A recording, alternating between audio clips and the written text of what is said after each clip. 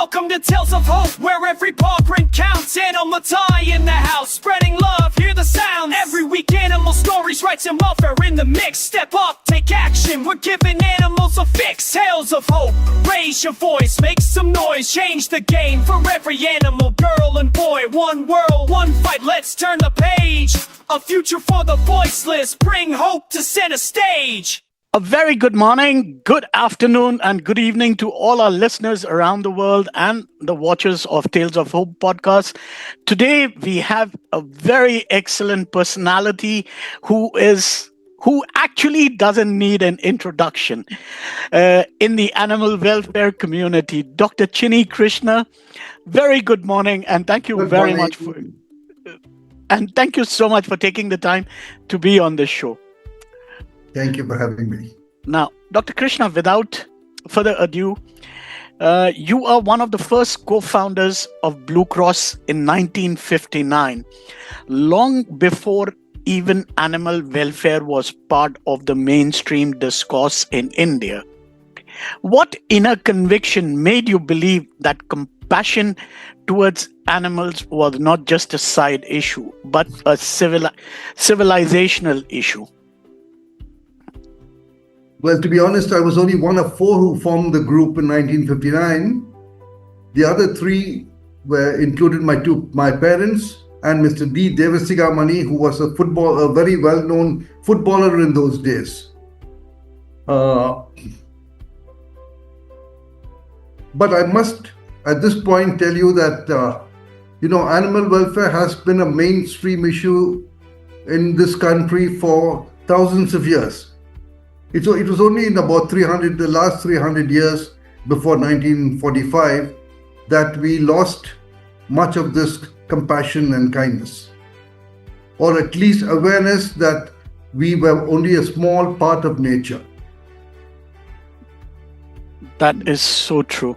But in 1959, what really got me into this was I moved in here from Bangalore, and the kind of cruelty that you saw here, partly contributed by the high temperatures in Madras, overloaded bullock carts being forced to climb up the steep inclines of overbridges and things like this. That's the kind of cruelty that made us do this. But I must confess at this point that my father, who was a pilot, had completed 10,000 hours of an accident-free flying record.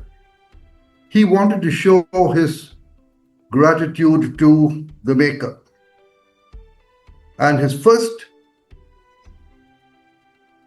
passion was to start a home for leprosy patients. Wow. Okay. And then when we began going into it, we found that there were several leprosy centers in and around Madras.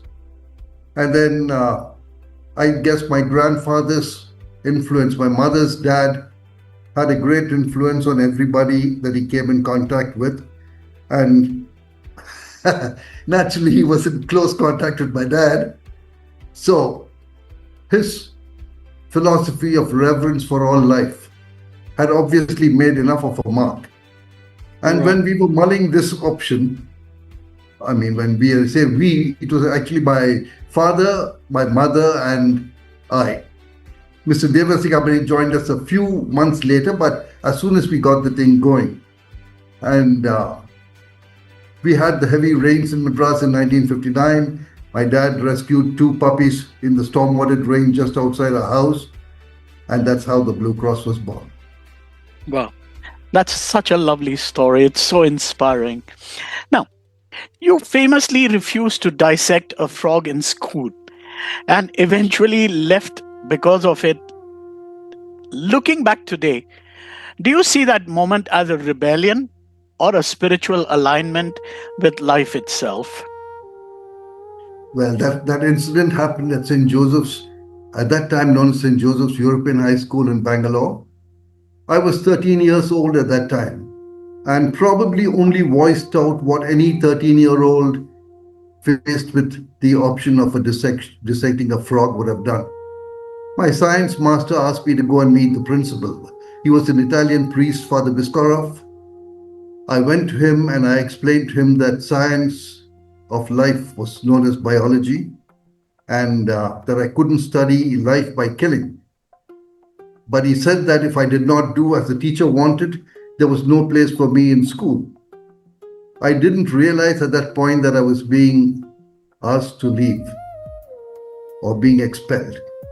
But anyway, he continued by saying, since you're a good student, I don't want to spoil your career, so you can finish this year in school and leave, take your transfer certificate in December and leave, and do your senior Cambridge from some other school.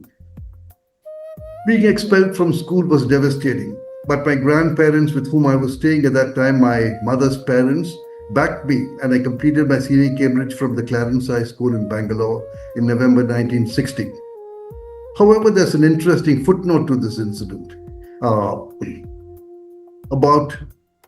For 62 years, I had totally avoided going to St. Joseph's or going even past St. Joseph's School. And then one day in July 2021, I got a call from a person who introduced himself as George Olopalli, the secretary of the Old Boys Association of St. Joseph's, to tell me that I have been selected or nominated for the Lifetime Achievement Award of St. Joseph's. At that point, I decided to be open, and I told him, I said, Mr. Olopalli, you do know that I was expelled from school. And he said, yeah, we do know that. So I was a little surprised at that point. But anyway, he told me that the awards function was in September. And using COVID as an excuse, and the fact that I was 75 at that time, I told him that I may not be able to come to Bangalore, and could I ask somebody else there to pick it up? And he said, certainly. But then when I got the award, I was struck with remorse, because it was a beautifully crafted citation, number one, and number two, and more important, surprisingly, one of the paragraphs there said that he chose to leave the school rather than dissect a frog. I didn't want to write back saying that I didn't choose to leave the school. I was asked to leave the school. But in any case, I must confess at this point that it was a Jesuit institution. There was absolutely no pressure on anybody who was not a Jesuit at that point. But the fact that a school would call you back after 62 years, because one of the committee members saw a small note in a newspaper that I had been given the Prani Mitra Award by the Government of India, and that it was special to me because my dad, whose name was V. Sundaram, was a recipient of the same award 25 years earlier. And somebody took the trouble to go through the records and say, the name Sundaram sounds very familiar. I think he was an old boy of the school. To go through 65-year-old records, find this out, and take the trouble to give me the award was very, very touching. Wow, that's some journey, to be honest. I'm sure it should inspire our listeners and viewers.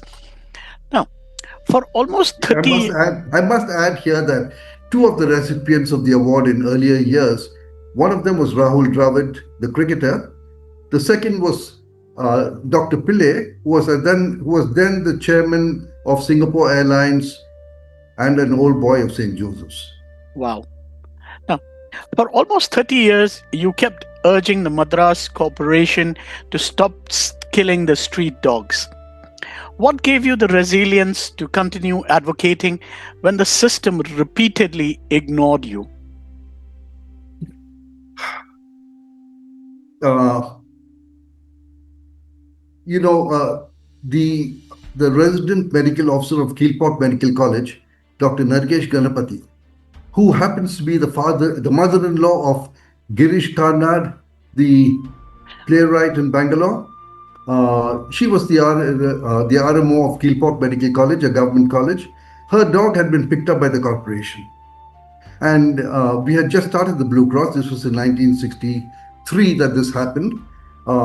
she called me and she said, I don't know where the dog pound is. They say it must have been taken to the dog pound. So I did not know where the dog pound was either.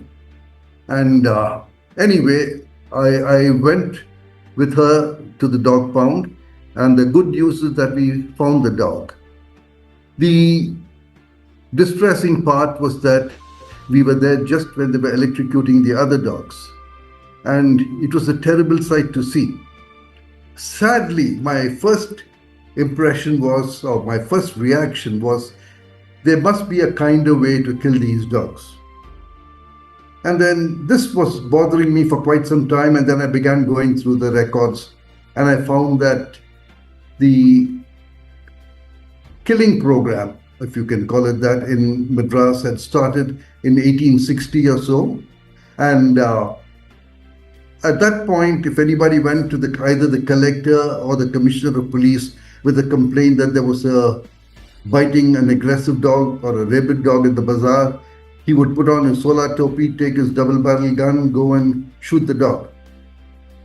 A very messy way to kill an animal, but probably the kindest way to dispatch a genuinely rabid dog. But then when I began going through more records, I found that among other things, the killing program was formalized in 1919 by the City Civil Act of 1919, which said that in order to protect the citizens of Madras against attacks by animals, they were introducing this law which gave the corporation permission or mandated it to solve the problem or tackle the issue by killing aggressive animals, impounding them, things like this. And then from the 2 per week, or approximately 100 per year that had been killed in the 1860, in the earliest figures from 1927 or 28 showed about 150 to 200 being killed that year. And that figure had gone up to 16,000 in 1964 when we went to rescue Dr. Navigesh Ganapathy's dog. By the time we stopped the killing in 1996, they were killing approximately 145 dogs per day, which is 50,000 a year in Madras city alone. I had met almost every commissioner from 1964, telling them to go in for a kinder way. The electrocution was a very, very barbaric system. Most of the dogs were not even dead. They were just stunned when they cut off the ears and the tail as proof that so many had been killed that day. And the saddest part was really that when you saw the electrocution, the dogs being dragged into the electrocution chamber were the friendliest dogs you can think of. Very few of them were aggressive, because it is only the easy to catch dogs that get caught. The ones that are very shy and very timid manage to escape from the dog catchers, because in those days they were only catching with a lasso. Right. Then in 1996, to our good fortune, Mr. Abul Hassan became the commissioner of Madras. Shortly thereafter, the entire council was superseded because of what is called the muster roll scandal, and in which many of the corporation employees were just coming in, leaving their slippers behind and going away the whole day, working elsewhere. So the entire legislative council was completely overruled or superseded, and a special officer was appointed in his place, equivalent to the mayor. That special officer happened to be Abul Hassan again. And I would hate to put it this way, but like any true believer in Islam, whose every prayer begins with, in the name of Allah, the most beneficent, the most merciful, and the most compassionate.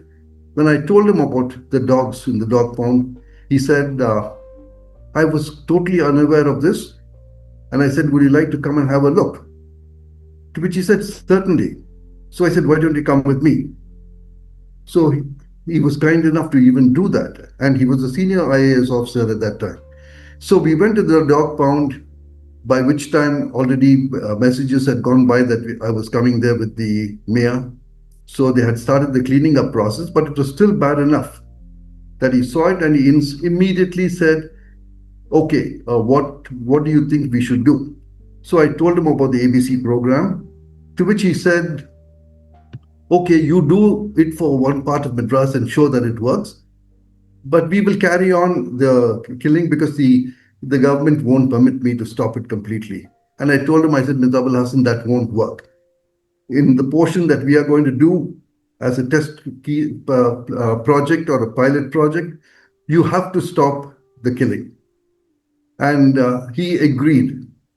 6 months later, he came with me in that area which we had been working on, which was a large part of South Madras. And whether it's true or not, he did report that he didn't see a single dog with a unnotched ear, which meant that they had been vaccinated and sterilized. I think he was exaggerating a little bit, but since a lot of over 30 years have passed since then, I think I can put it on record. Mr. Abul Hassan is still alive and he's still very actively supporting the Blue Cross. We thank So him. he immediately converted the dog pound into what was the electrocution chamber into an ABC center and asked us to do it. Sadly, we didn't have enough resources to do it for the whole city. So I had requested Menaka Gandhi to take up North Madras with her PFA banner, and that included the dog pound, which had been converted and given. The Blue Cross continued to do South Madras, and between the two of us, between 1996 and 2001, brought down the number of rabies cases, which had been steadily increasing every year with no drop any time, including during the war. It had reached 120 human deaths in 1996 when we stopped the killing. Within 5 years, but by 2001, that had come to single digits. And you must remember that every time we were doing this, there was so much resistance from other people that even one death was being blown up everywhere. So when we had 120 cases in 1996, we can be absolutely sure that the actual figure was far, far higher. And that the numbers of deaths being reported became much more realistic by 2001, by which time it had come to single digits. In 2007, it became zero. In 2010, with 3 successive years of no rabies deaths in Madras City was declared rabies free. Wow. Yeah. Now, first of all, we'd like to thank Dr. Abul Hassan for taking this effort. And, as you said, in Islam, even the spirituality says, in the name of Allah, and, for every living being, there is a space. So we thank him as well as you. Now, moving to that ABC thing that you mentioned, which is the animal birth control program, eventually became endorsed by the WHO, FAO, and OIE, and was recognized as a milestone in the world environmental history. Did you ever imagine that an idea born in Chennai would reshape global thinking on rabies and street dog management? I wish I had been that far looking, but we were trying to stop what we saw as cruelty. And our main thing was that in a country which gave birth to the concept of ahimsa to the whole world, that this should not be happening. True. And it's a long story, but in any case, as you probably know, the killing program was introduced in India by the British. Right. Because they used to bring in a lot of dogs for hunting in the summer. And then when they went back at the end of the year, they would, thinking they were very, very kind to the dogs, they would put them all to sleep by shooting them. And that's how the killing program in Madras started.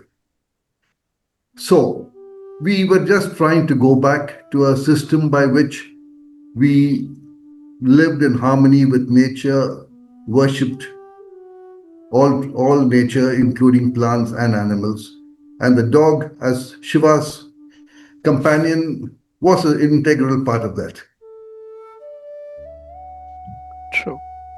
Now, why do you think municipalities across the world failed for decades to understand that killing dogs actually worsens rabies instead of controlling it? Well, the concept is not limited to municipalities. The fact is that most things, whether it's in industry or in commerce or in science, is the idea that we have always done it this way. And they do not think outside the box. The When I was growing up, the most ubiquitous sign in Madras in any case, but it was happened all over India, was an inverted red triangle with the words "a small family is a happy family." That was the slogan, the human birth control Control. program, family planning program of the government of India. So from there to family planning for dogs was not really a quantum leap in thinking. And while a lot of people think it was, I really know that it wasn't, and that it was something that would probably work. I took the idea to my Vice Chancellor, Dr. Lakshmisam Modiliar, A.L. Modiliar, and the Vice Chancellor of Madras University. He was one of the initial movers for the organization called the World Health Organization. And in those days, this was in 1964, 65, a student, 20-year-old student, was able to walk into the Vice Chancellor's room and talk to him. He said, "I'm not." He was a medical doctor, and he said that I heard what you said. Can you give me a small note on this? Which I did, and he passed it on to World Health Organization headquarters in Geneva. In those days, there was no email. The quickest way to communicate was really by telephone. But then the telephone included a lot of waiting, and it was very expensive when people had to plug in the contact details. So it took me 20 years for them to start really working on it. And it was only in 1981 that the World Health Organization, in collaboration with the World Society for the Protection of Animals, came out with a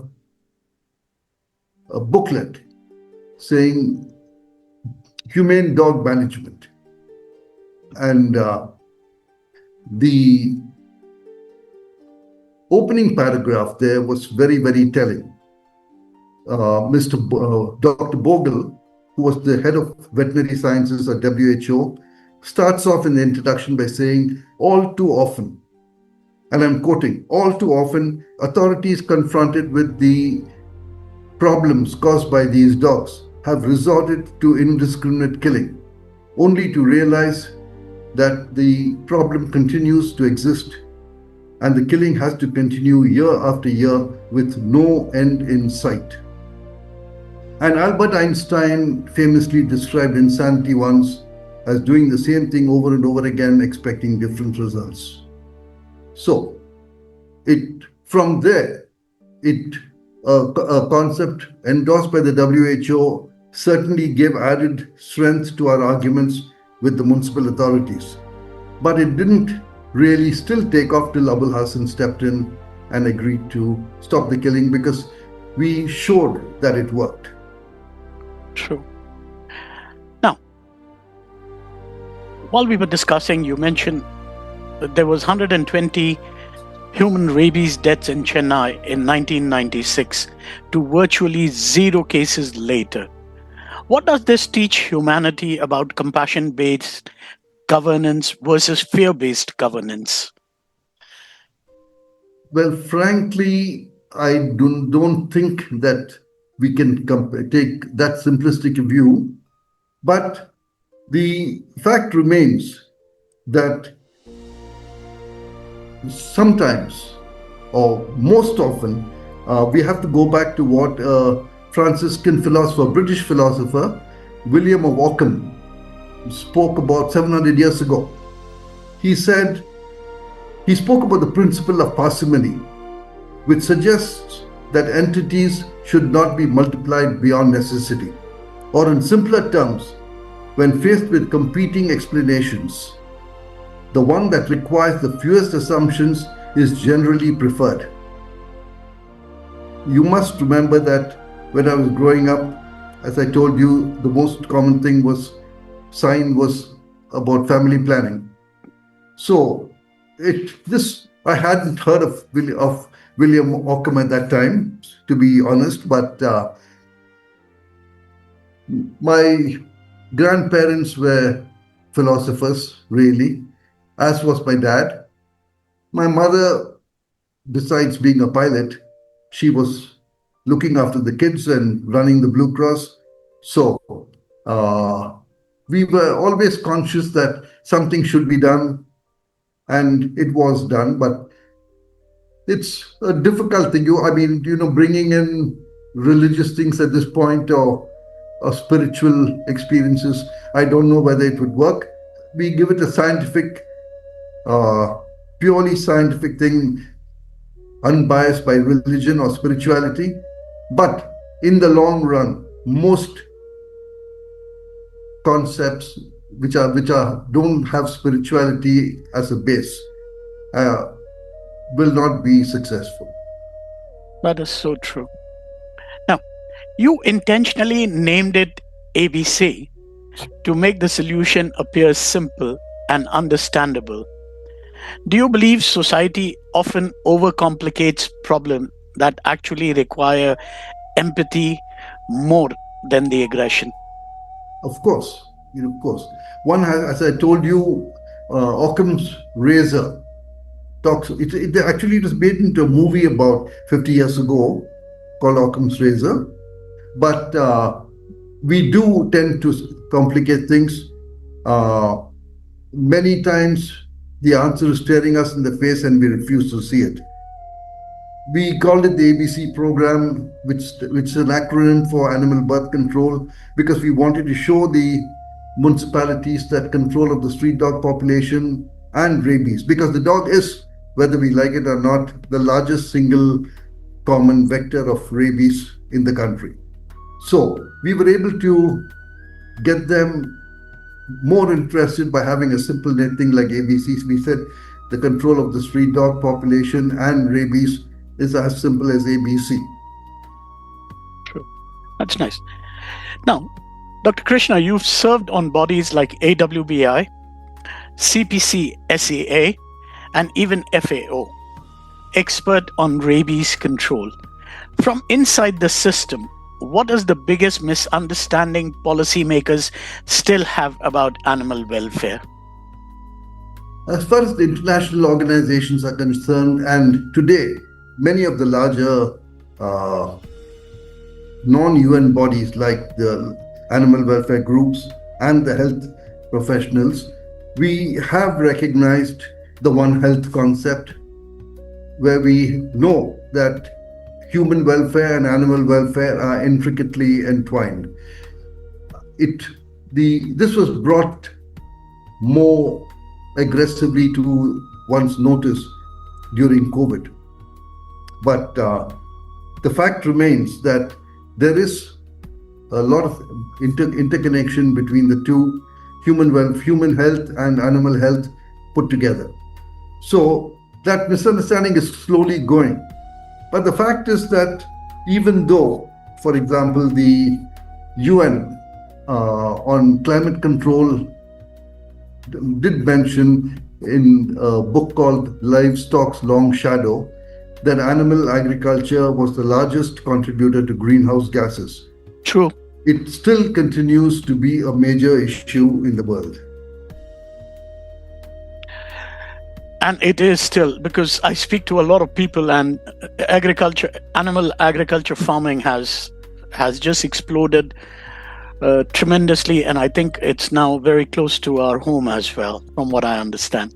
Yeah. Now, India often speaks of ahimsa spiritually, yet cruelty towards animal continues socially and institutionally. Why do you think there remains such a disconnect between philosophy and practice? Well, one knows words like phrases like cognitive dissonance is very widely used. Uh, we are trained wrongly that,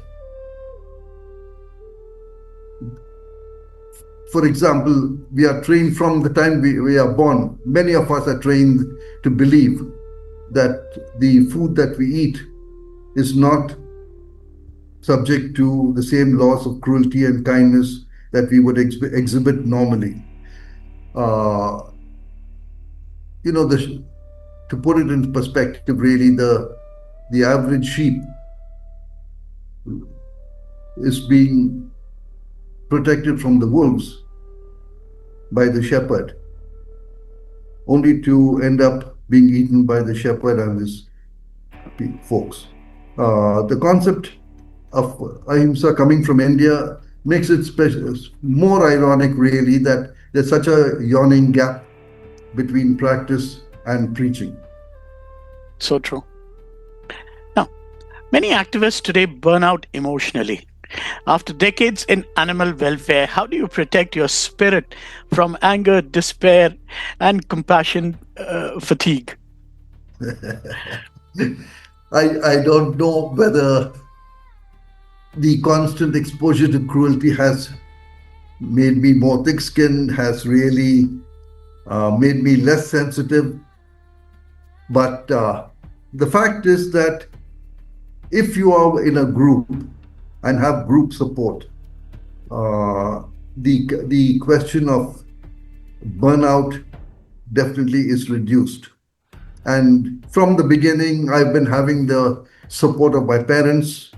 Or we had each other support, mutual support. When I was in the US, I was constantly in touch with animal welfare and animal activists over there. When I got married, my in-laws were strongly pro-animal people. My wife was a major source of support. And we must realize one thing. No one of us is as strong as all of us. So true. We really help. Loneliness can be a terrible thing. You can be alone without being lonely, but when you are lonely, even in a group of people who do not believe the way what you believe, it can be devastating to your own self-esteem. So true. So true. I've been going through that so often, but as you said, it's my wife, my better half, my mother, and the spirituality that it keeps my sanity in place, to be honest. Now, you helped create some of India's earliest assisted dissection alternate, like the CompuFrog and CompuRat. What made you realize technology could become an instrument of compassion rather than exploitation? Science has always been a question of being used properly or being used improperly. True. The atom bomb is only a very vivid example of that. The atom for peaceful purposes as against the atom for killing. When I was doing my MS in Business Administration in the US in 1968, I was working on a computer which was probably larger than my office room is today. And it was an IBM, I think, 1712. And it probably had less memory and less capabilities than my stupid iPhone has. Okay, I hope Bill Gates or Microsoft is not listening in, but less computing power than my iPhone has today. But it wasn't that in mind. Probably you were talking about burnout. A lot of things are subconscious. True. And probably the experience of the frog and being expelled from St. Joseph's was something which was deeply embedded, when I was in IIT, I was an assistant professor over there. I had a colleague, Basu John, with whom I became a good friend. He ran one of the oldest photography shops in Madras. His family ran Klein and Pale. And about 20 years after I don't know, 10 years or 11 years after I left IIT, I was talking to him one day, and I told him that we should do something to reduce dissection. And he said, why don't we have simulated uh, programs for dissection? And I said, I've been thinking of it, but how do we go about it? So he helped me develop it actually, and I think, but for him, it would have been delayed much more. But you said some of the earliest in India. It was really some of the earliest in the world. Wow. So, with his help, we were able to bring out a VGA version in 1986, which was inaugurated or released here by Maneka Gandhi. Over the next 5 years, we brought out 5 more, and the reception was good. And in 2001, when the government of India banned dissection in schools, it specifically made mention of alternates available like CompuFrog and CompuRoach. Wow. That's such an amazing thing. Now, you were also involved in engineering projects for India's space and communication development. How do you personally reconcile scientific progress with ethical responsibilities towards life? Ethical responsibilities towards life exist in every field, whether it's engineering, whether it's teaching, whether it's agriculture. For example, I was talking about my grandfather, who instilled in all of us a great sense of reverence for life. He used to tell me, quote Albert Schweitzer, and said that a farmer plowing his fields can be forgiven for uprooting thousands of flowering plants because he's going to grow crops for us to eat. But for us, walking on the roadside, plucking a single flower of a plant is something that we shouldn't do. So it was probably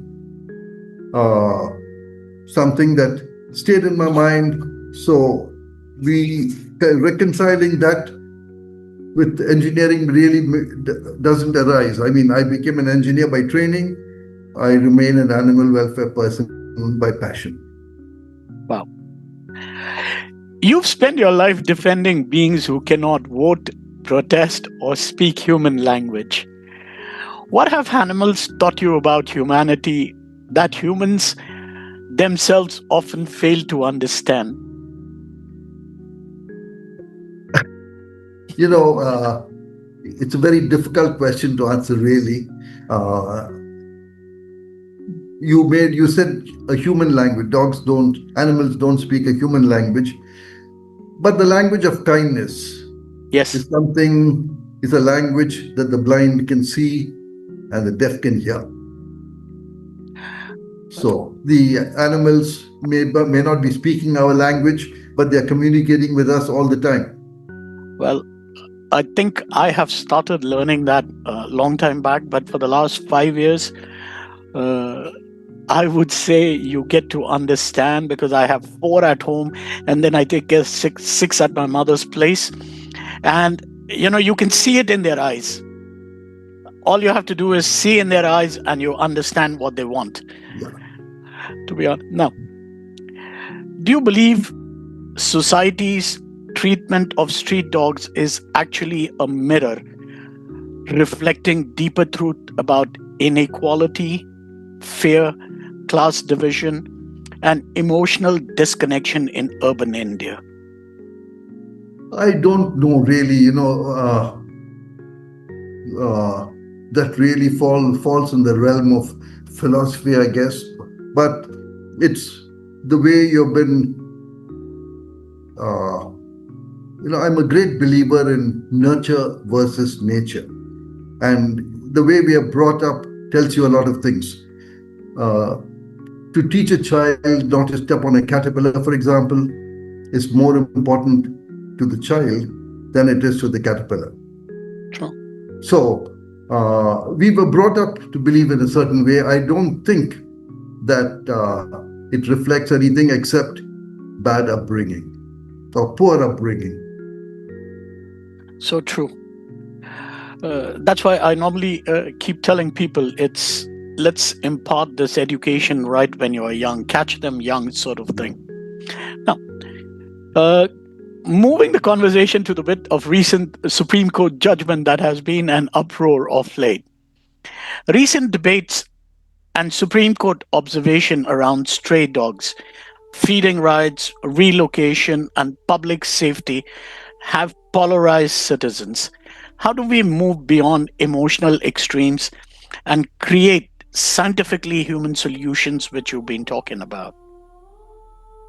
Well, two things. Number one, may I suggest that we use the term street animals instead of stray animals, because by definition, a stray is something that is strayed away from home. True. These are street animals, just as we have street children who live on the street, we have these things living on the street. These are really community animals.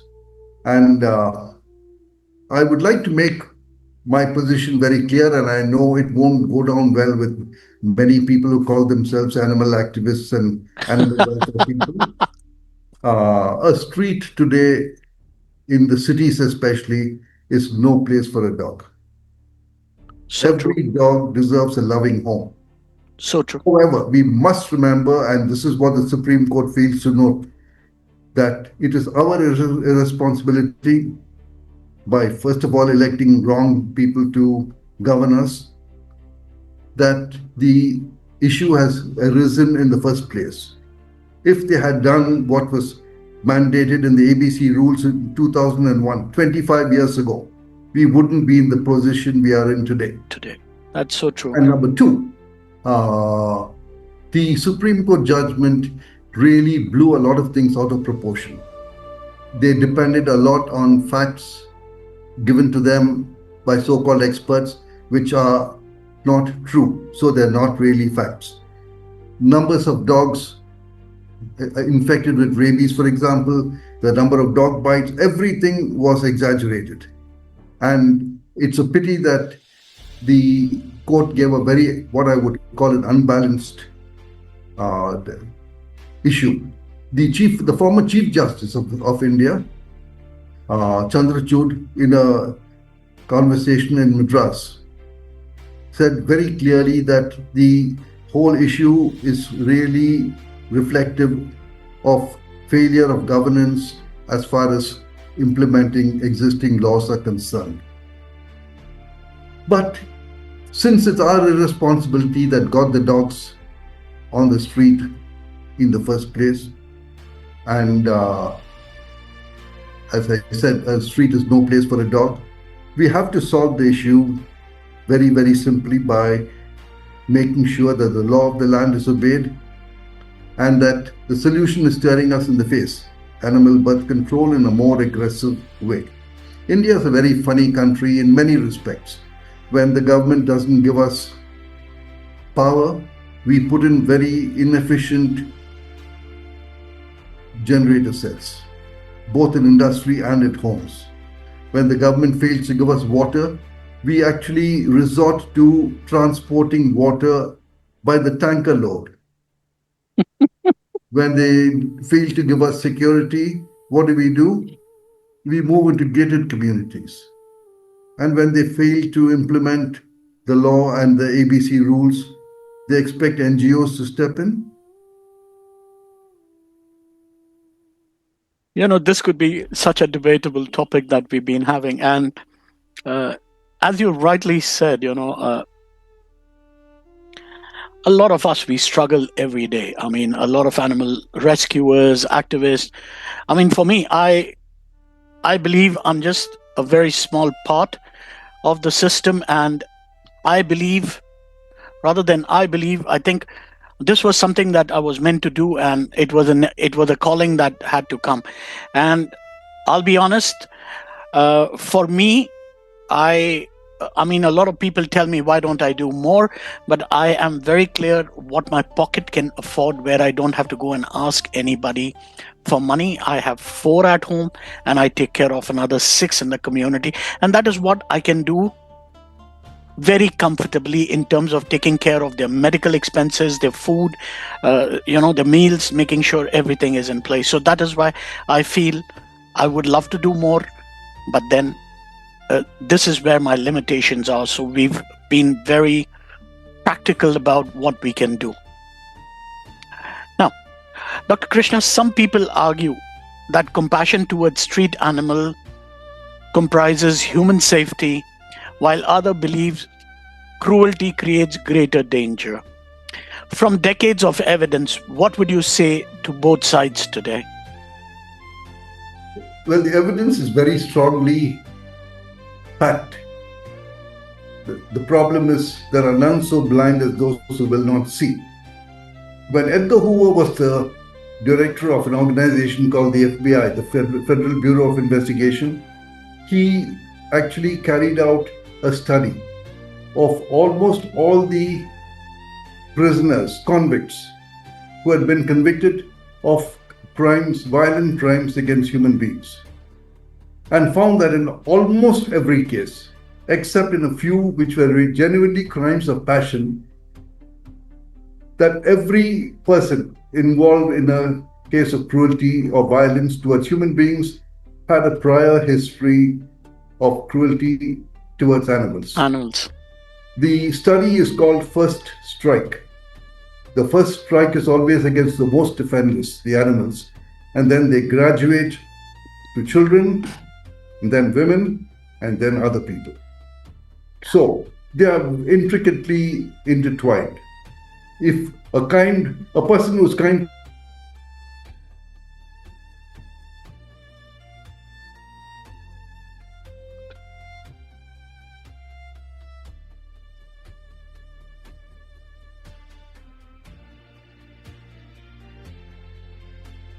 he was certainly a very unpleasant person to work with. Absolutely. Now, do you think India needs a complete redesign of urban planning where street animals are treated as a part of ecological coexistence rather than urban waste? Of course, the fact is that the number of animals in any area is directly proportional to the availability of food. True. And for these animals, that includes both cows and dogs, that food is found in the form of garbage. Solid waste disposal is a critical and most important part of urban development. This is something that a lot of people have not given sufficient attention to. There are individuals in Delhi itself, for example, who have been working on this for quite some time, but it's not being implemented the way it should. And one of the reasons is that we live in a very corrupt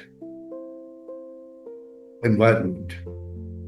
In a lot of ways. I mean, corruption doesn't necessarily mean amassing wealth for your family. Corruption has a lot of other forms. Nepotism is only one of them. So, if the corruption can be cut down, there would be a lot of improvement made, especially in the things like the animal birth control program, because the dogs can't complain. The amount of corruption is amazing. And ultimately, those organizations which have been struggling to improve the situation are getting a bad name. So true. Now, Dr. Krishna, coming to the last question of the show. What future generations look back at your journey? What do you hope they remember most? The activism, the policy reforms, the ABC program, or the philosophy that all life deserves dignity? That all life deserves dignity without any doubt. And probably the most ancient prayer in this ancient land of ours which sadly I didn't see much of till I crossed 60, really. The most ancient prayer is probably one that says, "May all that lives be without suffering." So, what we have to do is make sure we don't have to look at anybody else's journey. Let's look at our own journey and That's make true. sure that we leave this place a little better off when we leave than when we came in. Absolutely. Now, Dr. Krishna, this is where I leave an open mic for the guests to make an appeal or talk their heart out. And, the floor is yours. Well, you can get more information on the whole thing, the ABC program, for example. There is a website, if you can put it on your Yes, thing, it's called www.environmentalhistory.org. perfect. If you go down to 1959, you'll find about the start of the ABC program. While they say that, what's that saying? Success has many parents.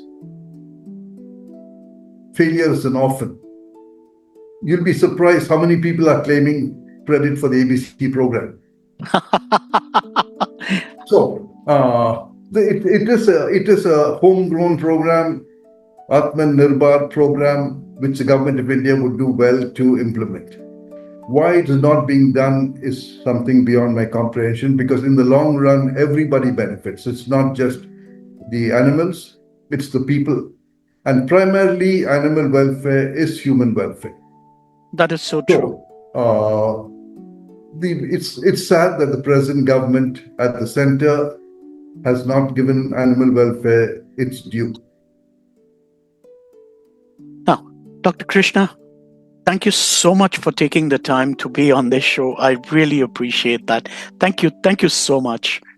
My pleasure, sir. Thank you.